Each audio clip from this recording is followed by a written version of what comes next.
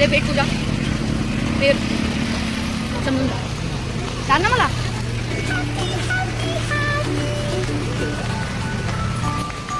आता आम्ही चाललोय नदीला.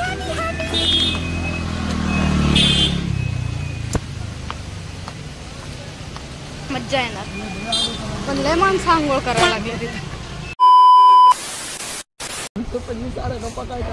अजीब माणसांसोबत आलं का हा त्रास असतो.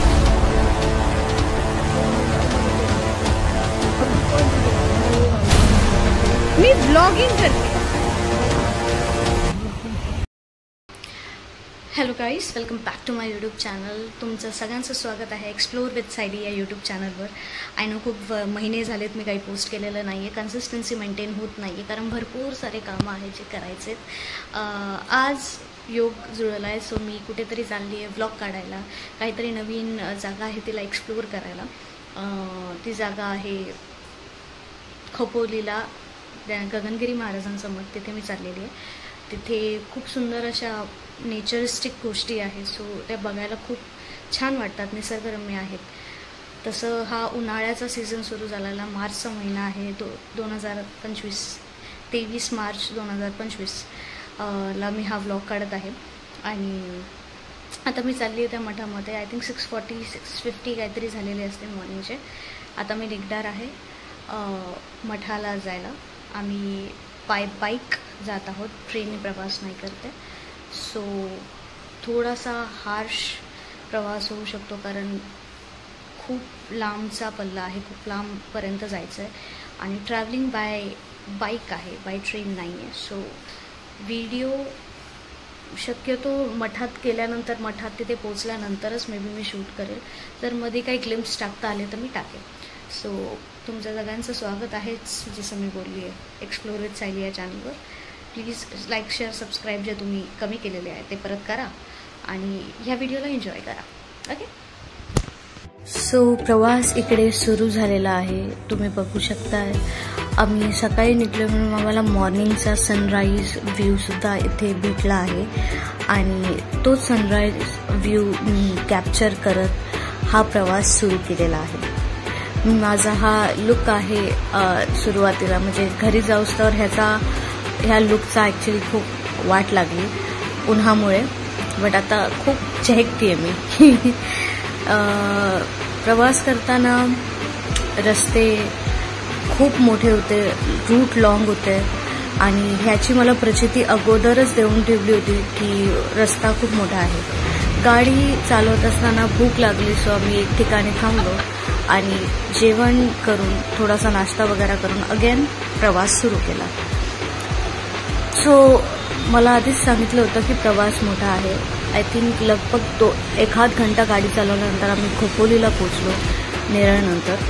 आणि मी पूर्ण तयारी करून घेतली, लाईक फेस मास्क, नंतर स्कार्फ वगैरे मी घालून घेतला कारण टॅनिंग खूप होते आणि ऊन खूप जोरात बोलतात ना टॅनिंग करत होतं. सो लावणं खूप इम्पॉर्टंट होतं.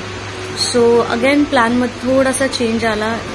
आमच्या प्लॅनमध्ये बदल असा घडला की यांनी सांगितलं की एक अजून मंदिर आहे केदारनाथ बद्रीनाथचं इमिटेटेड व्हर्जन असं आहे टेम्पलचं, त्याचे सुद्धा दर्शन करून त्याला कॅप्चर करूया. सो आम्ही तिकडे निघालो, जे की खोपोलीच्याच बाजूला येतं बट गगनगिरीच्या अगोदर येतं. सो आम्ही तिकडे गेलो आणि त्या मंदिराचे आम्ही केले दर्शन. इथूनच म्हणजे आम्ही खूप आय गेस लांब होतो, तिथूनच हे मंदिराचं शिखर आणि भोलेनाथची इतकी सुंदर मोठी भव्य मूर्तीचे दर्शन घडत होते. आणि हे जवळून त्याचा मी घेतला. खूपच सुंदर मंदिर आहे आणि शांत. सकाळी गेलो होतो म्हणून गर्दी अजिबात नव्हती. आम्ही तिथे पोहोचलो अँड हे ते मंदिर आहे आणि हे ते व्ह्यू आहे. इतकं सुंदर बद्रीनाथ टेम्पल. दर्शन करायचं.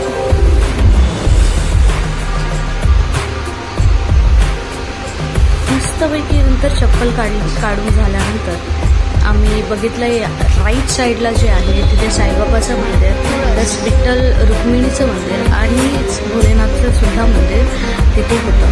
सो ऑफकोर्स तिथे दर्शन घेणंच होतं.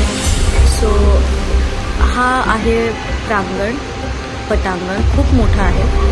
इथे खूप म्हणजे शांती आहे. जर पावसाळ्याच्या वेळेस इथे आलात तर खूप सुंदर वातावरण तुम्हाला बघायला मिळेल. आणि ही ती मंदिर आहे ज्याच्यात रुक्मिणी, विठ्ठल, साईनाथ आणि भोलेनाथ असे तिघही विराजित आहेत. तिघांचे दर्शन घेऊन त्यांचे पाया पडून मी आतल्या मंदिरामध्ये दर्शन घेण्याला जायला गेले.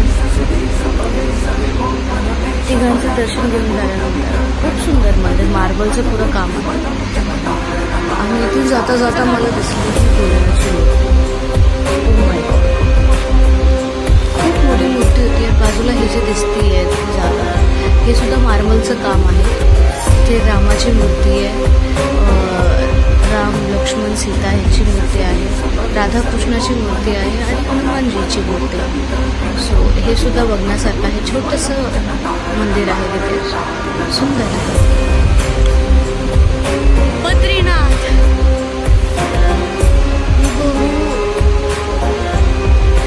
बद्रीनाथ टेम्पल जे आहे त्याचं इमिटेशन केलं. हे शनेश्वराचं मंदिर, हे शनेश्वराचं मंदिर आहे. सुंदर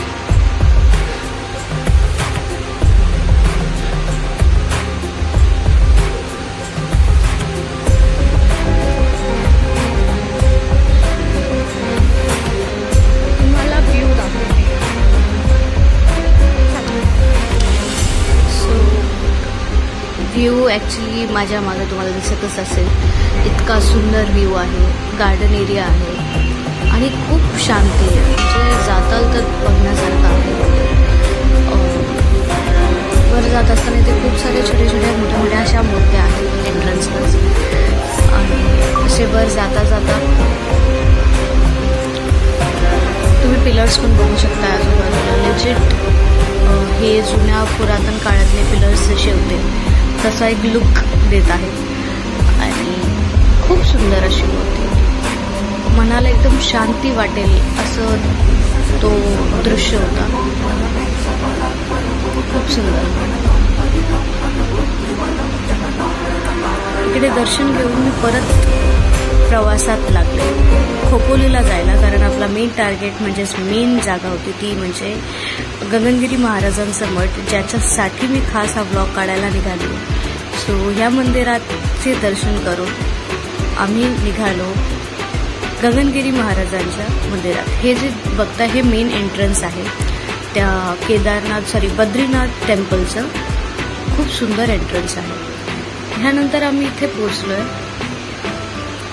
गगनगिरी महाराजांच्या मठात. हा डोंगर जो तुम्ही दिसताय ह्याच्यातच गगनगिरी महाराज जे आहेत ते तपस्या करत होते आणि ह्याच मंदिरात जे आहे त्यांनी समाधी देखील घेतली होती. इथेच त्यांचा आश्रम सुद्धा आहे. सो खूप सुंदर. म्हणजे मॉर्निंगला तिथे गेल्यानंतर ॲक्च्युली तो डोंगर मे बी ह्याच्यात दिसत नसेल, लाईटचा एक्सप्लोजर जास्त असल्यामुळे हा माझा लुक होता. ॲक्च्युली खूप मी जास्त खुश होते कारण मी पहिल्यांदाच गगनगिरी महाराज त्यांचं मठ बघणार होते. मी त्याच्याबद्दल फक्त ऐकून होते.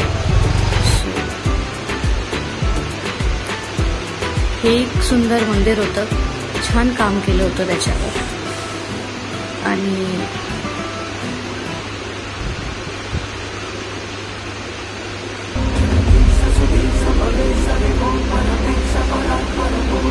हे मठचं एंट्रन्स आहे.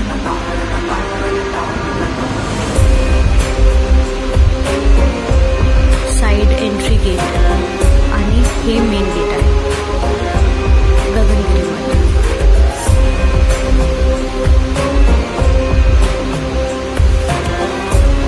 ही ती नदी आहे.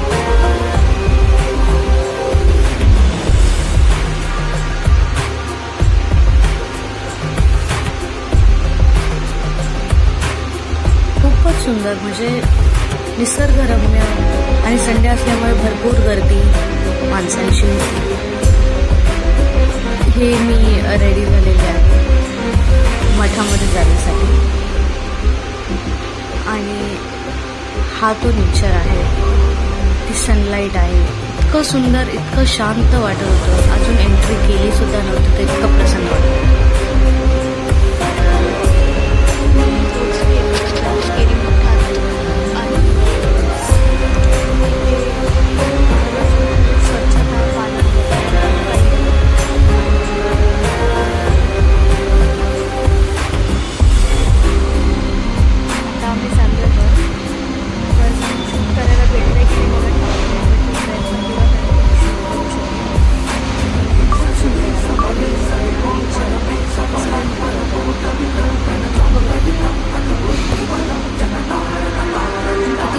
कोरीव काम केलेलं होतं. याच्यावर भिंतींवरची सुद्धा पेंटिंग इतकी सुंदर होती, इतकी उत्कृष्ट होती की त्याच्यातलं ते काम बघताना सुद्धा अजून त्याला शूट करायचं मन होत होतं. आणि ही नदी, हिला मी म्हणते ना, मी आले तशी मी बघत बसली असते, मी गेले नसते घरी. बट कारण आपल्याला अजून स्पॉटसुद्धा कॅप्चर करायचे होते, सो मी तिथे नाही जास्त वेळ थांबले. इथे लाईन होती जिथे महाराजांची समाधी आहे, तिथेच मोठी अशी लाईन लागलेली होती. हा आय थिंक काहीतरी 10-10:30च्या अराउंडचा टाईम आहे. इथे त्यांच्या फोटोजसुद्धा लावलेले आहेत, त्यांच्या समाधी घ्यायच्या अगोदरचे फोटोज. ह्या झोक्यावर असं म्हणतात की महाराज बसायचे.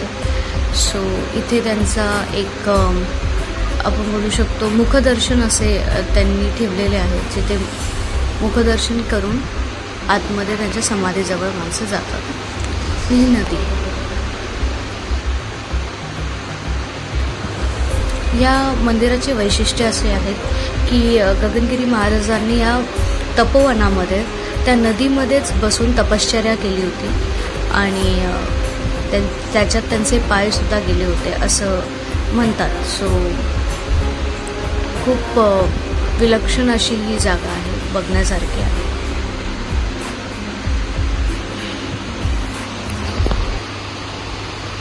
हे सुद्धा आश्रमच आहे.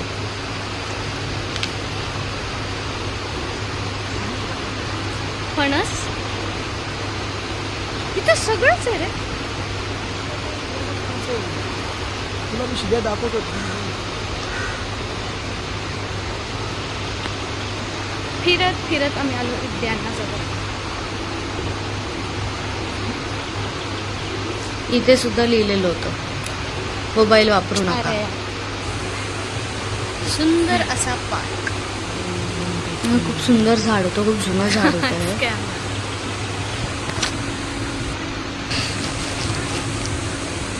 आणि ही मी थकलेली चेहरे.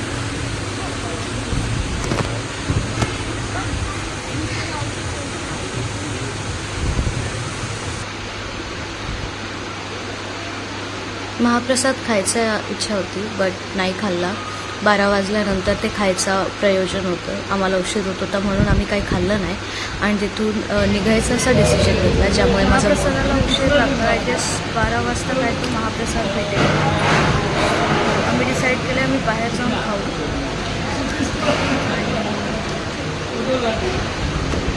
ऊनसुद्धा वाढलेलं आहे, सो जाताना थोडा त्रास होईल मी, बट आता बघू कसा होतो तो प्रवास.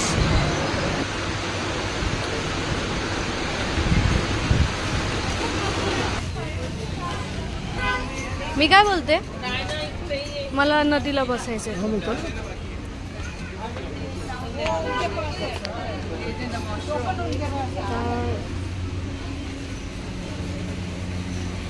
चप्पल येत आहेत आणि थोडंसं तिकडे खाली जी नदी आहे तिथे जाऊन बसतो निवांत आणि मग निघायचं काय ते बघूया. आतमध्ये जास्त शूट नाही करू दिलं त्यांनी, म्हटलं आतमध्ये फोन अलाउड नाही आहे, सो मी जास्त काही शूट केलं नाही आहे. आता चाललो आहे.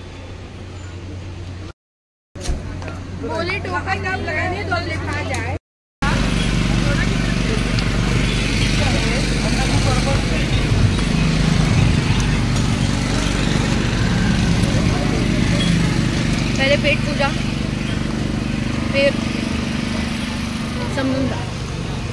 चाल ना मला.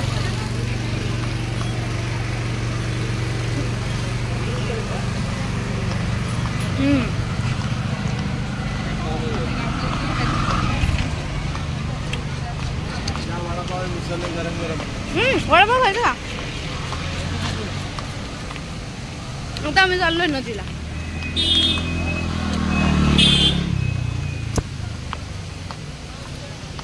मज्जा येणार, पण लय माणसं आंघोळ करायला लागले तिथे. बघू.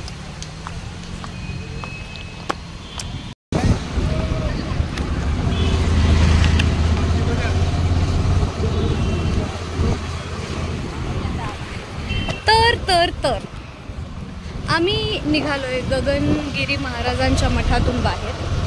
आणि आत्ता मी डिसिजन असा घेतला आहे की आतमध्ये न जेवता आपण बाहेरच कुठेतरी खाऊया, कारण आमचा काहीतरी वेळेचं बंधन आहे. त्यामुळे आम्ही जास्त वेळ आतमध्ये थांबू शकत नाहीत. वेळेत जर घरी पोचलो तर बरं पडेल, नाहीतर ह्या उन्हात ट्रॅव्हल करणं अवघड आहे. आम्ही बाहेर निघू. इथे झोका आहे. हे प्ले ग्राउंड काहीतरी आहे, तिथे झोका होता. मला झोके खूप आवडतात. तर आत्ता आम्ही निघालोय. एक अजून स्पॉट कोणता बोलला तू? हा, एक अजून स्पॉट आहे कोणता?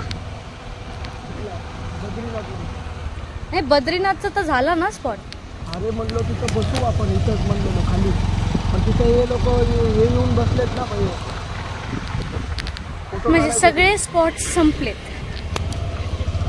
आणि आता आम्ही असेच प्लेन घरी चालतोय.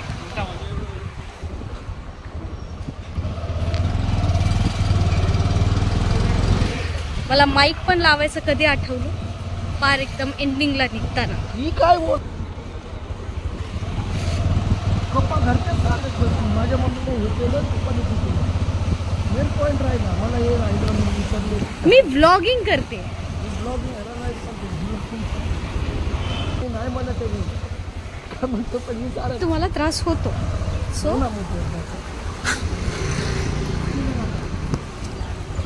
असे लगेच तोंड गप करतात ना. समजलंच असं. भेटूया घरी जाऊ. सो गाईज, या प्रकारे मी इथेच हा ब्लॉग एंड करते, कारण परतीचा प्रवास दाखवायचा होता, बट कारण खूप ऊन होतं, खूप रखरखतं ऊन होतं आणि हिम्मत नव्हती की मोबाईल बाहेर काढून कुठल्याही प्रकारचा व्हिडिओ मी शूट करू. सो जस्ट मी घरी पोचले आणि खूप सुंदर प्रवास होता. दोन्ही मंदिरं, त्यांचे दर्शन, तिथे घडलेलं तो आत्मिक समाधान मी म्हणू शकते. या सगळ्या गोष्टींनी खूप बरं वाटलं. आय होप तुम्हाला हा व्हिडिओ आवडेल. माझ्याकडून जितकं मला तिथून शूट करता आलं, कॅप्चर करता आलं, मी केलं. सो व्हिडिओला लाईक करा, शेअर करा, सबस्क्राईब करा चॅनलला. अजून असेच व्हिडिओ मी दर संडेला अपलोड करायचा प्रयत्न करेन. मी मेक श्योर करेन की हे व्हिडिओज मी वेळेत अपलोड करेन. सो बघू. हाल फिलहाल हा अपलोड केला आहे, ह्याला प्लीज तुम्ही लाईक, शेअर, सबस्क्राईब करा आणि कमेंटमध्ये सांगा व्हिडिओ कसा वाटला. Okay, bye.